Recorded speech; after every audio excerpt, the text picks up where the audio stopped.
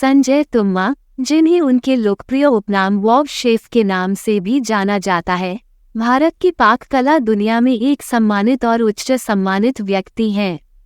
एक प्रसिद्ध celebrity chef होने के अलावा वह एक कुशल उद्यमी, सफल रेस्तरां मालिक और एक करिश्माई टेलीविजन व्यक्तित्व है।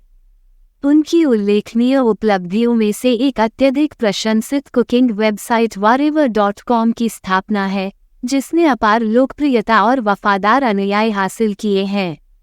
अपनी ऑनलाइन उपस्थिति के अलावा वॉव शेफ ने टेलीविजन उद्योग पर भी महत्वपूर्ण प्रभाव डाला है। उन्हें अत्यधिक प्रतिष्ठित खाना पकाने की प्रतियोगिता मास्टर शेफ इंडिया तेलुगु के उद्घाटन सत्र के लिए सम्मानित न्यायाधीशों में से एक के रूप में चुना गया था। इस भूमिका ने उनकी विशेषज्ञता, समझदार प्रतिभा और महत्वाकांक्षी शेफ को सलाह देने की उनकी क्षमता को प्रदर्शित किया। शो में उनके बहुमूल्य योगदान ने निस्संदेह इसकी सफलता में महत्वपूर्ण भूमिका निभाई है। वॉव शेफ ने एक महत्वपूर्ण प्रशंसक आधार तैयार किया है, विशेष रूप से मुख्य भूमि भारत में स्वदेशी प्रवासी समुदायों के बीच। खाना पकाने के प्रति उनके अनूठे दृष्टिकोण और विविध दर्शकों के साथ जुड़ने की उनकी क्षमता ने उन्हें पाककला परिदृश्य में एक प्रिय व्यक्ति बना दिया है। उनकी व्यापक अपील का प्रमाण YouTube पर उनका ऑनलाइन रेसिपी चैनल है, जिसने अकेले वर्ष 2007 में आश्चर्यजनक रूप से 750 मिलियन बार देखा। इस उल्लेखनीय उपलब्धि ने एक प्रमुख पाककला प्रभावक के रूप में उनकी स्थिति को मजबूत किया और अपनी कला के विशेषज्ञ के रूप में उनकी प्रतिष्ठा को और मजबूत किया। संजय तुम्मा उर्फ वॉव शेफ अपने नवीन व्यंजनों, संक्रामक जुनून और अटूट समर्पण के साथ पाक जगत को प्रेरित और मंत्रमुग्ध करना जारी रखते हैं। साधारण शुरुआत से लेकर मशहूर पाक कला आइकन बनने तक की उनकी यात्रा दृढ़ता और दृढ़ संकल्प का एक चमकदार उदाहरण है। अपनी असंख्य प्रशंसाओं, व्यापक मान्यता और अपनी कला के प्रति अटूट प्रतिबद्धता के साथ वॉव शेफ ने खुद को पाक क्षेत्र में एक सच्चे किंवदंती के रूप में मजबूती से स्थापित किया है। संजय तुम्मा, एक प्रसिद्ध शेफ, का जन्म और पालन पोषण हैदराबाद के जीवंत शहर में हुआ था। पाक कला के प्रति उनका जुनून बहुत कम उम्र में ही जाग गया था, जब वह सिर्फ 7 साल के लड़के थे।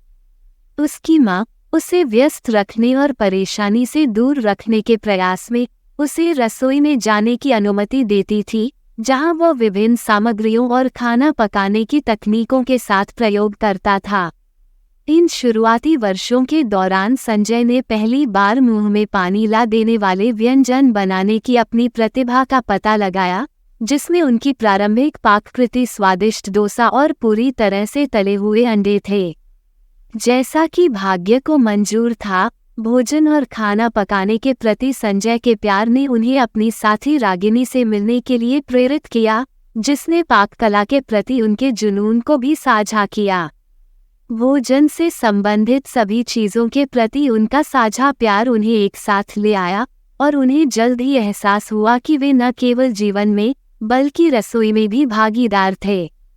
साथ में उन्होंने एक पाक यात्रा शुरू की, स्वादों के साथ प्रयोग किया, पारंपरिक व्यंजनों का आविष्कार किया और स्वाद कलियों को मंत्रमुग्ध करने वाले असाधारण व्यंजन बनाने के लिए नई तकनीकों की खोज की। अपने पाक कौशल को निखारने के लिए संजय ने प्रतिष्ठित IHM हैदराबाद से होटल मैनेजमेंट में डिप्लोमा करने का फैसला किया। इस शैक्षिक यात्रा ने न केवल उन्हें पाक कला में एक मजबूत आधार प्रदान किया, बल्कि उन्हें दुनिया भर के कई व्यंजनों और खाना पकाने की शैलियों से भी अवगत कराया। इस समय के दौरान संजय ने स्वाद संयोजन, प्रस्तुति और अविस्मरणीय भोजन अनुभवों को तैयार करने की कला की जटिलताओं के प्रति गहरी सराहना विकसित की। हालांकि ये संजय के जीवन की एक विशिष्ट घटना थी जिसने वास्तव में खाना पकाने के प्रति उनके प्यार को मजबूत किया।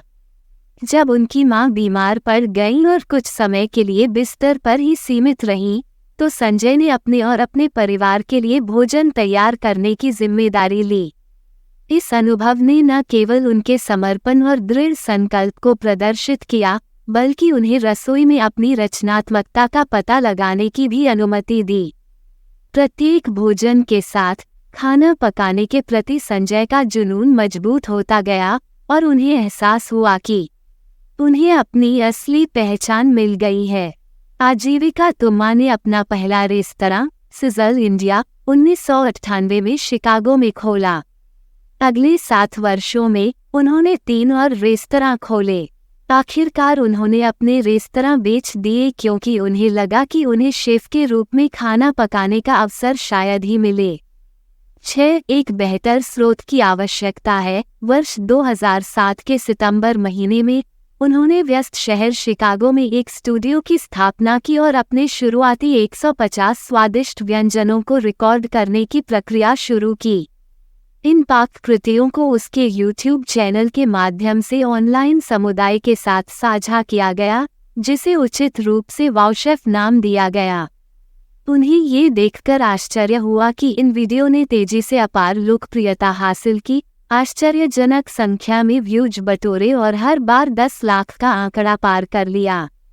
उनके चैनल की जबरदस्त सफलता ने इसे वायरल कर दिया, जिससे दुनिया भर में फैले विभिन्न भारतीय समुदायों से बड़ी संख्या में समर्पित अनुयायी आकर्षित हुए। कुल 750 मिलियन व्यूज के साथ 2.3 मिलियन ग्राहकों की प्रभावशाली संख्या और 2000 से अधिक वीडियो के साथ ये स्पष्ट हो गया कि उनकी पाक विशेषज्ञता ने कई लोगों के दिलों और स्वाद कलियों को मोहित कर लिया था।